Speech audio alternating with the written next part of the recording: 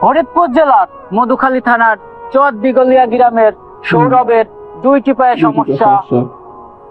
তার এই সমস্যা দেখে সৌদি প্রবাসী দিদার ভাই এবং দুবাই প্রবাসী জসিমউদ্দিন ভাই তার জন্য কিছু টাকা পাঠিয়েছে।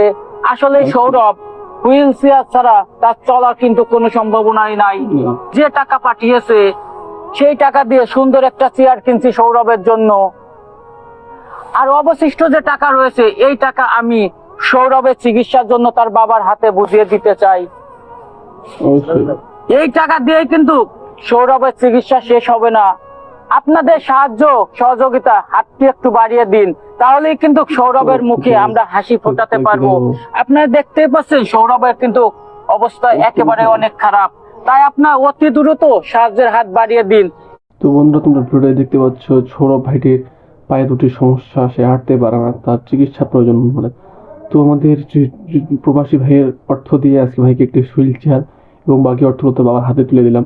তো তোমাদের কাছে আমরা অনুরোধ রাখবো, তোমরা আমাদের পাশে হয়ে দাঁড়াও, যাতে আমরা এভাবেই গরিব মানুষের এবং অসহায় মানুষদের সাহায্যের জন্য, চিকিৎসার জন্য এবং নানান সমস্যার সমাধান করে দিতে পারি। ধন্যবাদ।